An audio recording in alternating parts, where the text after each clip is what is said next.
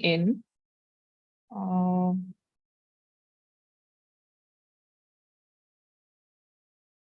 We are live on YouTube as well. We'll wait for a few seconds more and then I'll just start with the session. No issue.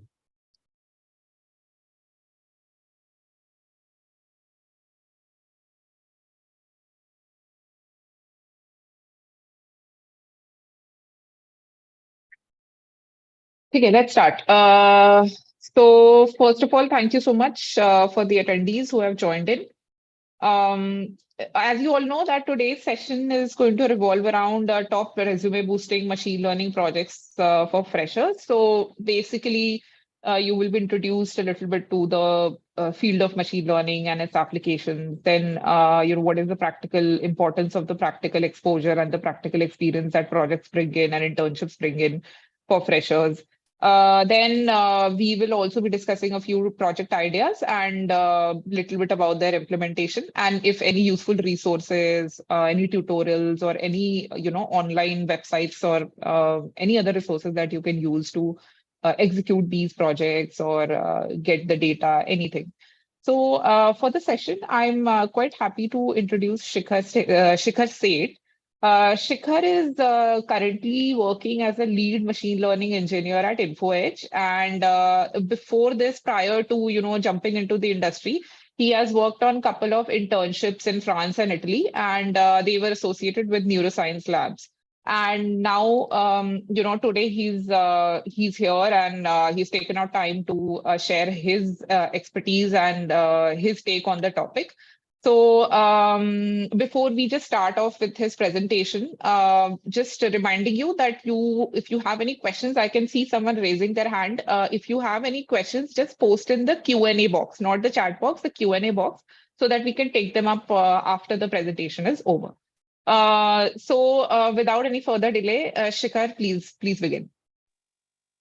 Thanks, Niharika. I hope I'm audible to everyone. Yeah, you're audible this side. Okay, perfect. Hi everyone. Welcome to this session on resume boosting machine learning projects for freshers. Sounds very daunting, but the goal is to actually showcase how can you actually put very just a second, 1 second.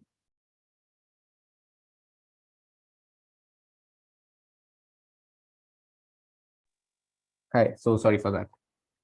Yeah, so the goal is to show you some projects that will help you boost your resume in case you are preparing for a machine learning job or you're planning on going for higher studies. Just having these projects and just knowing how to showcase them. So that's what today's topic is all about. Okay, so let's start with the basics. What is machine learning? Machine learning is a subset of AI where computers learn directly from data. So right now I'm just reading this, but I'll explain exactly what I mean by this. So classical programming used to work in a way where you define logic. So anytime there's something you want to do, for example, if you want to play a game of chess, so there are certain rules to it. Like we humans, that's the way we operate. So you say that, okay, this is a rule, and then the horse cannot go over here, and then a pawn can only move one bit at a time. So I'll just put the pointer, just a second.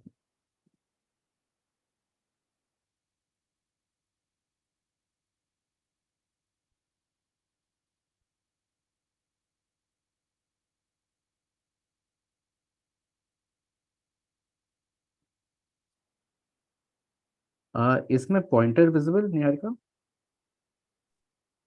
Yeah. I think I can see the pointer.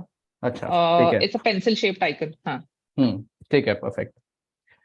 So what I was saying is that classical programming revolves around laying down rules and logics that you explicitly define. So suppose you want to play a game of chess, you want to program that. So you explicitly define what is a pawn supposed to do, what is a horse supposed to do, where can the queen move. So rules and the data, and then you get what you really wanted to see. So that's where classical programming lies. Machine learning, on the other hand, it revolves around only data and the answers. So over here, the systems automatically learn through experience, through their past observations. So suppose if tomorrow you don't know how to play a game of chess, but if I show you at least 100 games of chess, so you will quickly pick up, okay, then this is how this queen is supposed to move. This is how the king can move. This is how castling happens. So basically, machine learning is where machines learn from past experiences. So that is a very brief intro. This is a very age-old question. So suppose you were to differentiate between a cat and a dog, between a cat and a dog. If I were to program this explicitly, so it would be very difficult for me to actually do this because both of them have ears, both of them have a tail, both of them have four legs, both of them have two eyes. So everything is very identical. But for us humans, we know that, of course, a cat and a dog are different. That is because there are some features in it which we cannot very explicitly program, but you know it. Okay, if a dog has a very pointy face, or its tail is always wagging, that does not happen in a cat. So this cannot be programmed explicitly using the traditional logic that we have, using a bunch of if-else statements or the traditional programming methods that won't give you a proper cat versus dog classification. Machine learning allows you that. So machine learning and deep learning. So there's a lot of hype around deep learning now, neural networks and chat GPT and all of that. So all of that comes from deep learning. So what exactly is deep learning? Deep learning is just a subset of machine learning. So I told you that machine learning is a field where machines learn from the data, from past observations. These rules, these features over here, which is essentially the rules, these are learned by the machine itself, by the models itself. That over here, suppose this is classical machine learning, and if I give it an image of a car, and if I wanted to just say whether this given image is that of a car or not of a car, so there's going to be some feature extraction. It's going to see, okay, does this have tires? What is it? Does it have, uh, is it a closed object thing, or does it have headlights? All of those features that we feel would be necessary to classify it as a car. So that feature extraction and the classification. So these are two different steps in machine learning. So this is something that we have control of, and this is something that we have control of. In deep learning, the feature extraction and classification happens at one go. So this is essentially the main difference between deep learning and machine learning. That is why deep learning models are not very interpretive. You can't really know what caused the model to tell whether this image is that of a car or not, because you really don't know what features did it use to classify. But deep learning has given much better results in almost all of the tasks that traditionally we use machine learning for. Deep learning has surpassed human level performance as well on such tasks. So deep learning is that. Some real life applications of machine learning. So in the industry, there is a very high possibility that every application that you use, very high possibility that in some way or other machine learning is induced into it. For example, speech recognition. You pick up your phone and you say something to Siri or Alexa. So you're saying something, that your speech gets converted into text. That text is then comprehended, and then you get an answer out of it, or there's an action that is performed. All of that is just hardcore machine learning. Recommendation systems. So oftentimes you're watching movies on Netflix, or when you're shopping on Amazon, so you see that there are items that the website itself recommends to you that these items are similar, or these items are also items that people have bought after they bought the thing that you are looking for. This actually increases their profits by a very huge margin. So recommendation systems is a very hot thing in the industry right now. Financial forecasting. So you must have seen that a lot of people use machine learning to actually find out stocks that would perform better uh, after a certain period of time. So this is just using forecasting, time series forecasting, and they take into account a lot of features, but just the forecasting aspect of it, all of that is machine learning. Finding out if a person would default on his credit card or not, on his credit card bill or not, all of that is machine learning. Natural language processing, chatbots, chat GPT that you see right now, it's a machine, it's a deep learning model essentially. It's has a transformer and it's very complex, but essentially it's natural language processing. um, the Google Translate app that you see. So anytime you point your camera towards something that is written in different language and it translates to English or some any other language. So that is all natural language processing happening at the background. Self-driving cars, uh, for example, self-driving cars is essentially just real-time streaming that is happening of the uh, surroundings around the car, and then it makes decisions on the fly. Again, so that's also machine learning. Fraud detection, again, as I told you, it's the way if you are using your credit card, if suppose your credit card gets stolen, and if you see there are 10 transactions that happen, so automatically a lot of times the banks detect it and then they block your card. So that is, it automatically detects suspicious activity. So again, that's all machine learning. Supply chain optimization. So Zepto, Blinkit, all of these apps use machine learning heavily in order to really reduce the delivery time. So they already know that, okay, it's night time and then at 10 p.m. people are going to order a lot of milk. So we should keep the milk cartons well stocked right in the front of the alley, sort all of that. So these are just real life applications of ML. Um, ML is heavily used in the industry right now. People are using it to optimize and offer features to customers that really engage you. So suppose you use Chat GPT or you use Google Translate, uh, or yeah, or if you're using Netflix also, it just keeps you very engaged. The recommendation systems and just the way in Chat GPT you communicate with it, it just keeps you very engaged. So it's a big thing in the industry right now. Why do ML projects? So getting back to the theme of the presentation. Firstly, it's a very emerging domain. So there are very few undergrad degrees that actually cover machine learning.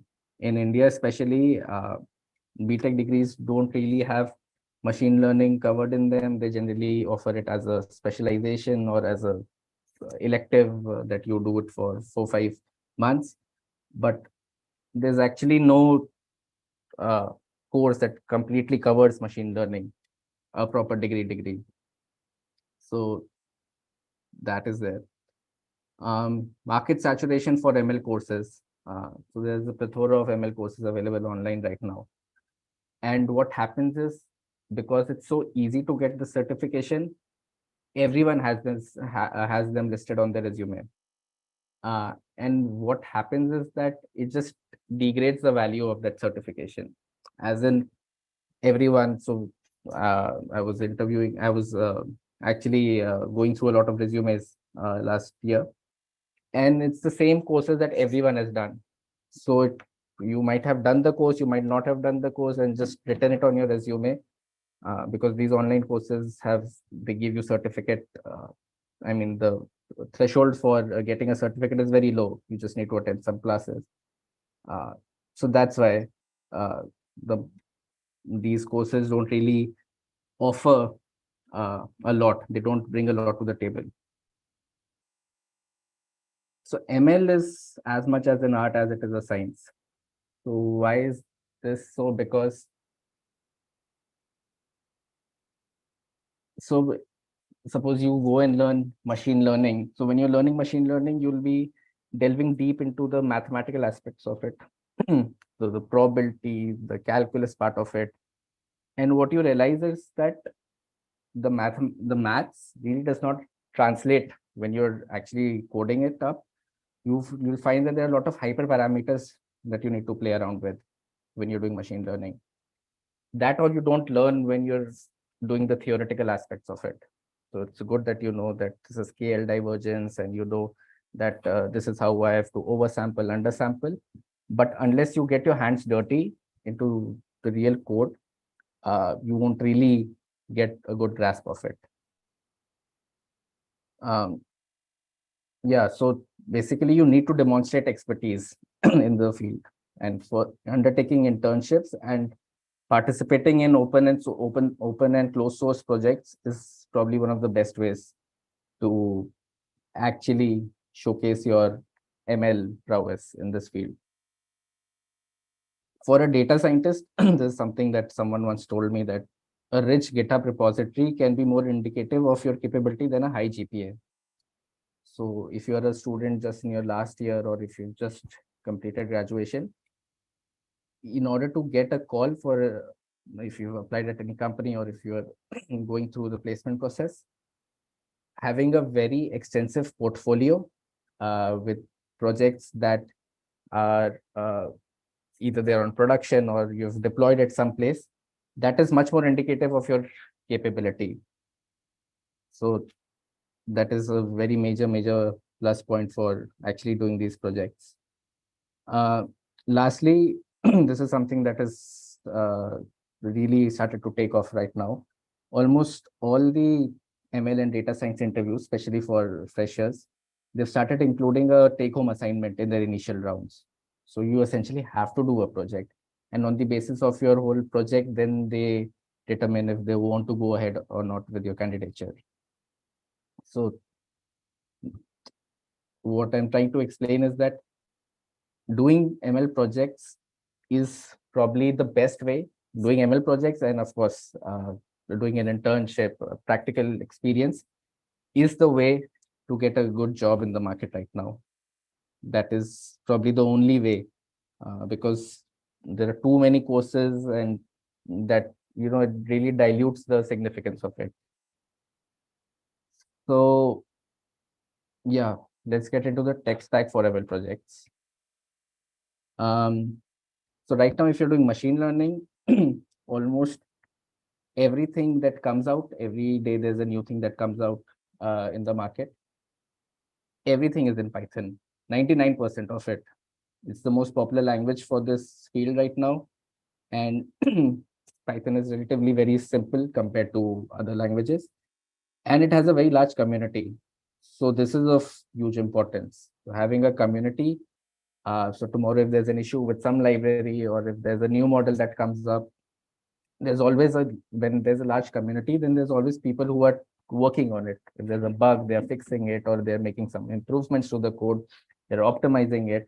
So you don't have to spend a lot of time, you know, actually doing that work. So hence, it's, if you're just starting out, I would recommend you to learn Python and then actually take off in this field. So I've mentioned some libraries for that are really used in machine learning. NumPy, SciPy, these are used for data manipulation. For data visualization, Matplotlib and Seaborn. Matplotlib is an adaptation of MATLAB. So MATLAB's Python equivalent is Matplotlib. So it's just makes it much easier to visualize things. Scikit-learn is the main machine learning library. This offers you classical ML algos. By classical ML, I mean the non-deep learning part. So if you want to implement a logistic regression model or a random forest model or any other model for that, out of the classical ones, so scikit-learn is the library you would want to use. Deep learning frameworks, Keras and PyTorch are the two main things. So essentially it's TensorFlow, but TensorFlow is now, Keras is a wrapper over TensorFlow. PyTorch is by Meta. So both are slightly different in their approach, in their syntax also, but otherwise not very different in the way you code them. And lastly, there's Hugging Face. So Hugging Face is where all the models, if suppose there are a lot of pre-trained models, you don't have to train a model every time. Sometimes you would want to leverage a model that has been trained by some company or by some other person, and because they have access to compute and data, and then you would want to use the same model for your use case. So those are known as pre-trained models. So you can use pre-trained models. Hugging Face is a platform where you get to access all the pre-trained models, embeddings, and right now there are LLMs coming up. So a lot of people just put LLMs over there. So this is the basic tech stack that you would require for implementing ML projects. Okay, so I'm going to start with so basically the way I've designed this is, so these are three projects that I wanted to explain. It's an increasing order of difficulty. So the first one is the simplest one, which I feel everyone should do it, predicting credit default. I'll explain what all of this is. The next one is real-time Twitter sentiment for Indian stocks. And lastly, the advanced version is deep learning music recommender. So all of these have different types of input data, and even the algorithm that you would implement would be different. Of course, the algorithm that you implement can always be anything. Okay, so let's start with credit default prediction. One second. Yeah. So suppose credit default prediction, the problem statement is that you want to predict if a customer will default in the future or not.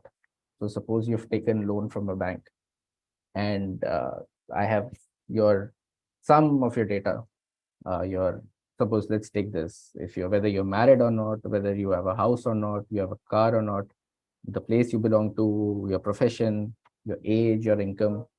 So all of these are the data points that I have, and I want to just predict that would this person default given historic data. So I have historic data for the last 10 years.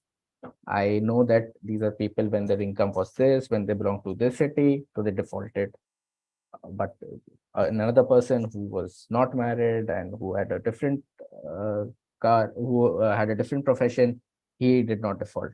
So that's the historic data that you have. So there are three different data types over here.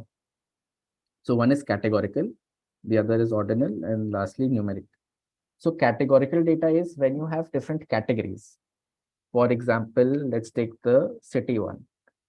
So there can be multiple cities. Of course, there are multiple cities. So Delhi, Mumbai, there's no relation between them, but both are cities.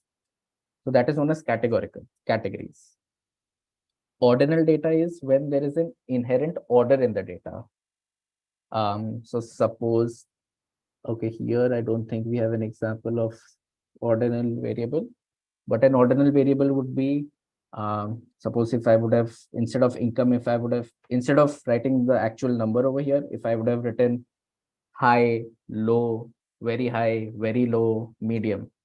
So that is operating on a scale, hence it's known as ordinal. There's an inherent order that's over there. So that's ordinal, and numeric is just numeric. So age is numeric, 23. This feature would be taken as it is, 23, 40, 66. The experience part of it. These are just numbers.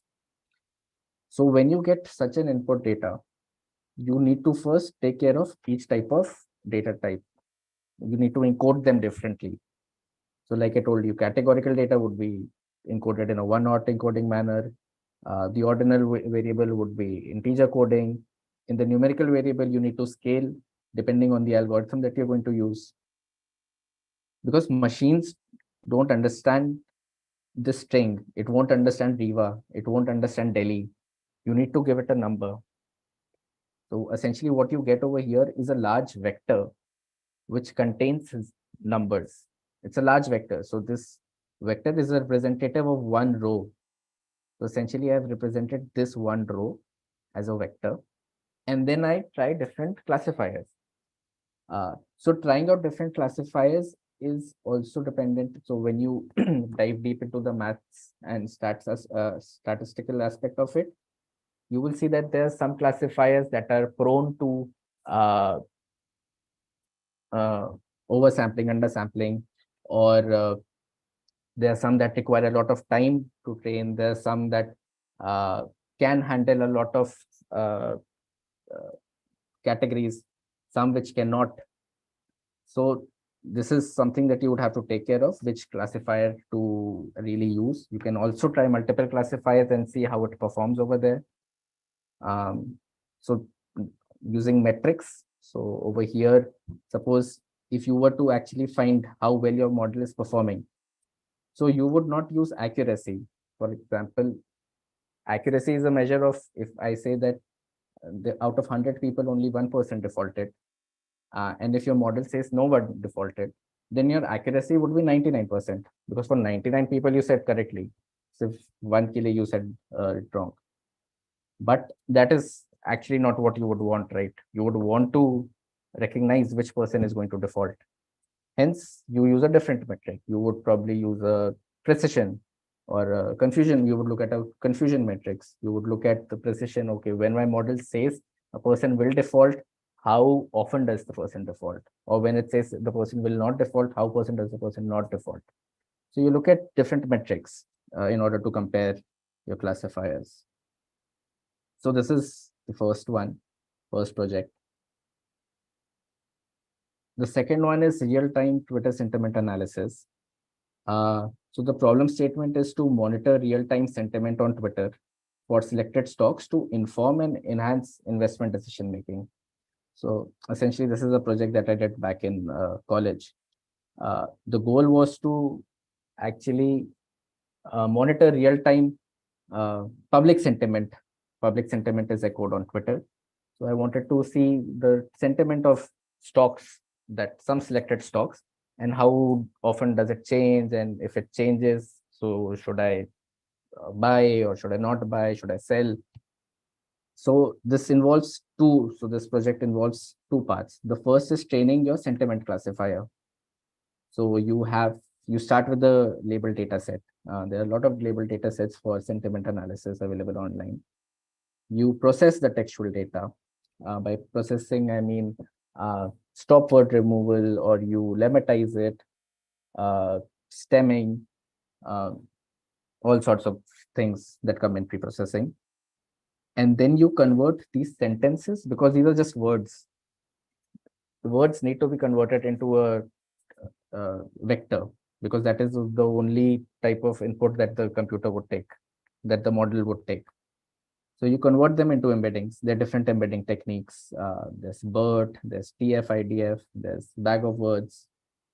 So these are different types of embeddings. And then you use this embedding and you classify. You use a classifier depending on your data, how your data is structured.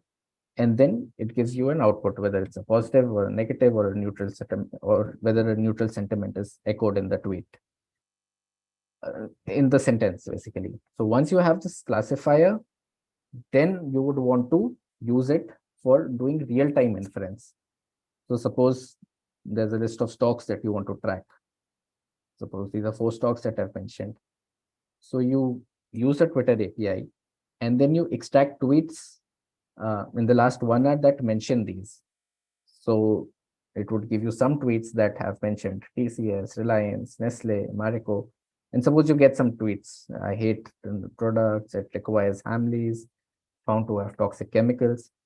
And then you use the classifier that you have trained, the sentiment analysis classifier, and then you use it on these tweets.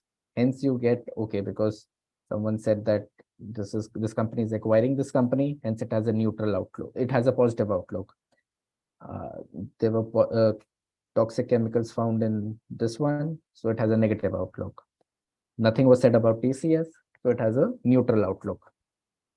So essentially you get, so you can always change this. You can do it last 1 hour, last half an hour, depending on the frequency you would want to look at the sentiments. So that's the Twitter sentiment analysis project. One last project that I would want to discuss with you. This is a slightly advanced project, but it gives you an idea of a lot of things. So this is essentially a recommendation system that we are building, but there's also a visual component involved. Why I say this is because, so the problem statement, I hope that's clear. Given a specific song, recommend songs that are more similar to it. That's the problem statement. And the data type is essentially VAV files. VAV files are song files. So when you listen to songs, those are stored as VAV files or MP3 files, any format. So suppose you take a data set. For example, when I did this project, there was a site Juno Downloads. They used to provide 30-second clips with genre. So you get a clip, 30-second clip, and you get the genre of the song. For example, whether it's a romantic song, whether it's a jazz, hip hop, whatever song it is. So this song is essentially an audio wave. So when you visualize that song, when you read a song into your Python script, you will see that it's essentially just an audio wave. This audio wave is then converted into a spectrogram. Spectrogram is essentially a Fourier transform done on the audio wave. And this results in an image. So this is an image that you have. So we converted the 30-second song, into an image. And once you have an image, then you can, of course, go in for an image classifier. So in deep learning, convolutional neural networks is something that is used with images. So on this spectrogram, you use a CNN architecture. There's a classifier at the end, and it classifies into one of the genres that you have in your data set. So your model has essentially, so what has happened here is that the model has essentially learned that what is a romantic song, what is a jazz song, what is a rap song, what makes a song a classical song. So this is the first stage. Once you have a trained model, you try to generate embeddings for all. So you just remove this last layer of the model, and essentially this is a embedding that you get, the second last layer. So you generate embeddings for all the songs in your data set. So if I try to visualize that on a 2D plane, so this is how it looks like. So you see all the pink ones are rap and hip hop. They come together, and the green one is rock. So they come together. The purple one is jazz. So they come together. So then once you have these embeddings, so essentially whenever you have a new song, so on inference, whenever you have a new song, or even if you have a song over here from this data set, you just create an embedding out of it. And then you just try to find the closest recommendations to it, the closest songs to it. And that is what is your recommendation. So even if you listen to a certain type of hip hop song and you want to listen to a jazz song, so the recommendation you would get would be very tailored to your hip hop liking. It would be a jazz song, but it would be tailored to your liking. So this is essentially what Spotify also uses. They use a lot more features. They use collab. This is a content based recommendation, but you can also induce some of the collaborative features that, okay, these people listen to this song, so should you listen to this song? But this is essentially a music recommendation that you've made. So this is also a good project.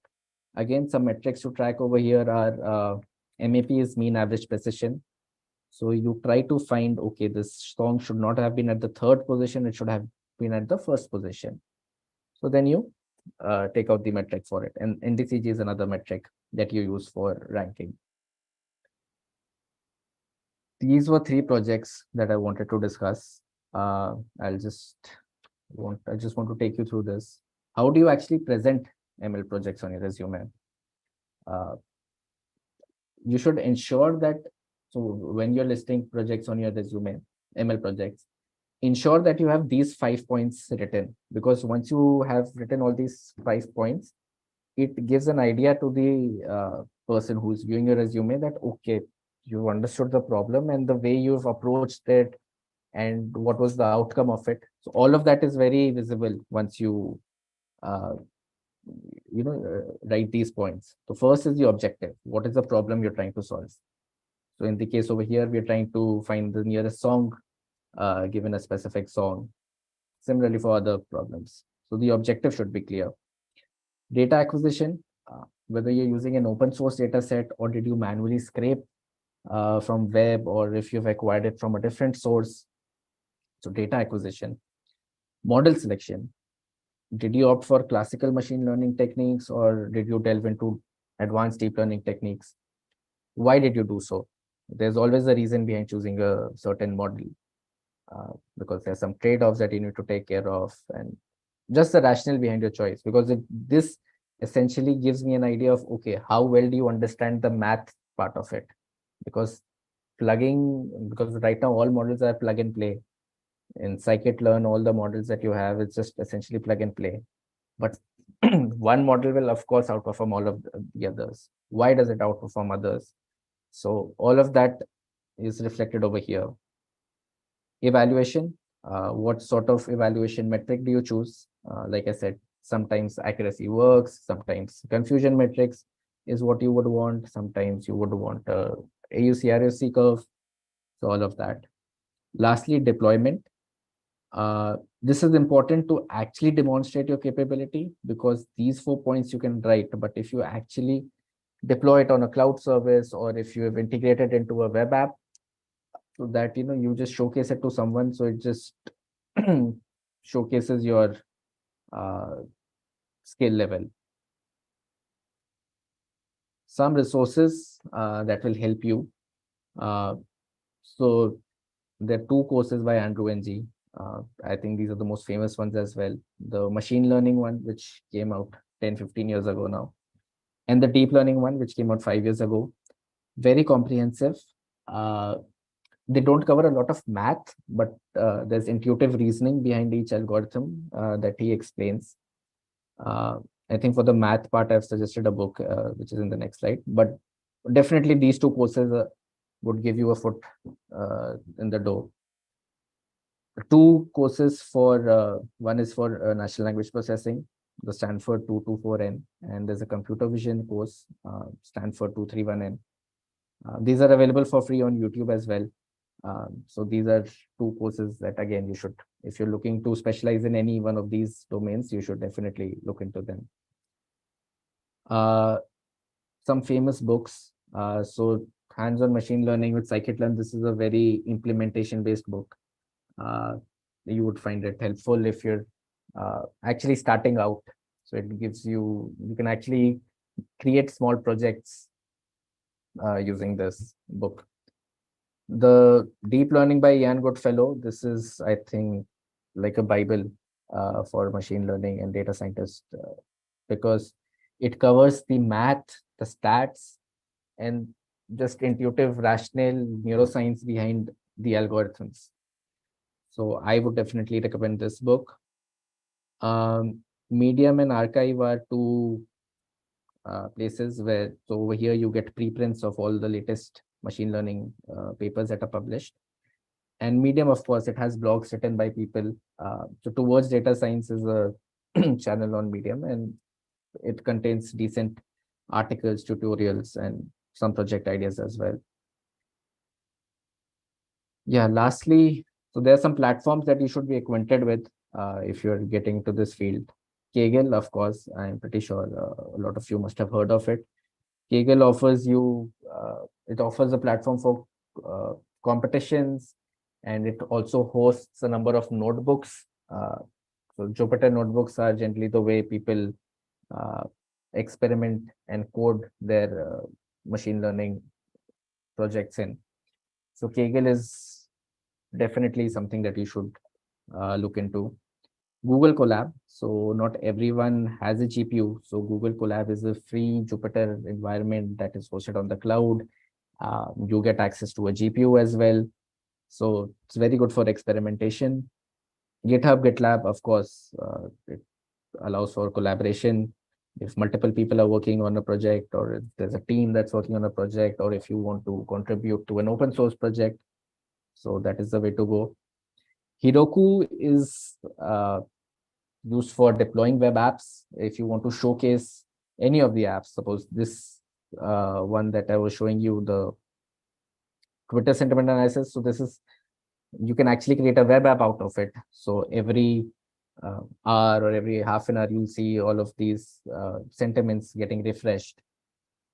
So definitely use Heroku if you ever want to showcase your projects. So all you need is a link to send it to someone, and they can actually see the model in action. So that's that. And Google Datasets is where you should search for datasets. So it's probably the largest repository that there is. It's indexed all the available datasets online. So Google Datasets is where you should first go and search for your data before jumping onto the manual scraping or just acquiring it from someplace else. Yeah, I think that's it from my end. Okay, Shikhar, we do have a few questions. Let's start off with the questions that have been asked here. Is machine learning anyway related to mechanical engineering? Um, so not really. I think probably there are some use cases in mechanical engineering where you can use it to optimize stuff. But I don't think there's a lot of, I mean, there's just applications where you can use machine learning, even in mechanical engineering. But I don't recall of very large, very impactful use cases in mechanical engineering domain. Okay. So the second question is a little specific. Kindly mention some data sources for collecting biological signals. Biological signal. Okay. Uh, okay, that is very specific.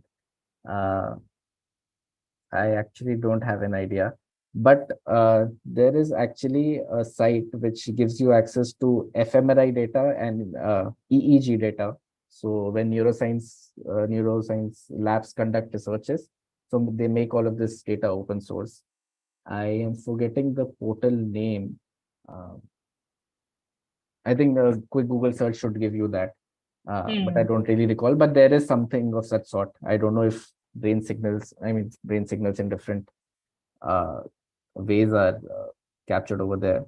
But yeah, I don't really recall the name of the portal. That's fine. So we have two live questions. If so, whoever is attending, if you want to ask something related to the field and the topic, you can just put in your question right now. We can just take up one or two questions from the set that that has questions from people who registered. Some of them you have pretty much answered, like projects in machine learning, which are there in the industry. You've already mentioned that. Online courses also you have mentioned, and how much is what is the worth of online courses in the industry, that also you've pretty much covered. How important is it for freshers to have a strong understanding of the underlying math and stats behind machine learning? That was one question that had been asked. Okay, it's important. So I would very frankly, so when I started out with machine learning, because right now it's a very vast field. So you get into a particular algorithm, then you look into the math aspect of it, the statistical aspect of it, and then you delve so deep into it. So that really does not help. What I would suggest is go for a breadth first approach where you actually play around with algorithms, because when you actually play around with a lot of algorithms, you get an intuitive sense of the math and the stats behind it.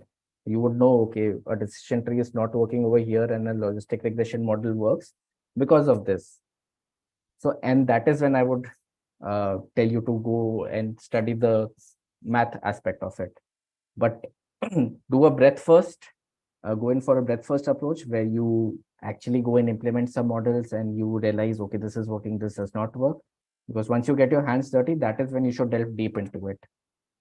Because if you start with the hardcore theory, there's a very high chance that you're going to get bored of it unless you're in love with math, because there's a lot of calculus, multivariate calculus that happens in the background, probability, a very high order. So I would suggest that it's important, but I think you should keep learning it as you go along the path. Okay. One question that was a little like commonly asked was job opportunities in machine learning. I think most freshers, because they want to know what are the kind of roles and job opportunities they might, get once they get into the industry. Okay. A lot of companies have started offering fresher data scientist positions. I think over the course of last 1 or 2 years, I've seen a lot of such opportunities come up. But what happens is, in the case of freshers, the job is never going to be a pure machine learning one.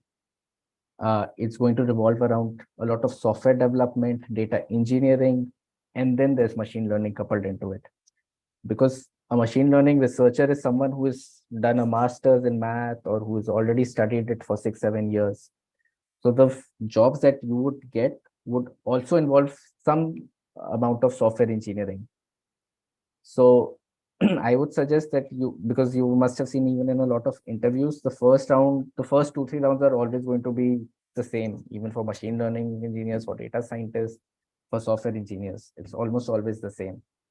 So there are a lot of jobs, but don't just focus only on the machine learning part of it, but also on the software development part of it. Because once you're through with the software part of it, because essentially in machine learning also you're coding, you're going to create scalable applications that are going to serve millions of users. You're going to reiterate, you're going to look at metrics, iterate, reiterate.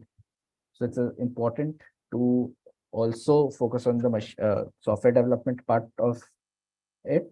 But yeah, there are a lot of jobs in the market right now because, as I told you, there were so many applications of machine learning, like I showed you. So there are a lot of jobs in the market. But remember this for the interviews, it's important. It's imperative that you actually have the software development part of the interview sorted out. And then, of course, once you're thorough with the machine learning, then I don't think the machine learning round should be any issue. Okay, one more question has come in. What is meant by computer-aided diagnosis? Computer-aided diagnosis. I'm sorry, I'm not aware of this. Okay. All right. Maybe this is more to do with the medical field or maybe applications of machine learning in healthcare. I guess so. Probably something very So, specific. it's okay. So, one last thing that I would just request all the people who are still watching, I am just sharing a quick feedback poll. Just we want to know from you that if the session was helpful to you, and if you would given a chance, would you recommend it to your friends? So this just helps us understand whether the sessions are going well, if the topics are good, or maybe how overall the webinar went. Apart from that, thank you to all the attendees who joined us today. Shikhar, thank you so much for coming on board and giving your precious time and sharing your insights. This particular webinar will also be available on our YouTube channel. I'm just quickly sharing the link in the chat box. You can also subscribe to the channel, Shiksha Online's channel, because we keep uploading or we keep having such content. So you can just sort of access the webinar's recording on this particular link. So thank you once again, Shikhar. Very nicely shared. You had sort of very clearly and crisply you delivered the topic. So thank you so much. Thank you. Yeah. Thank you, everyone. Bye-bye. All right.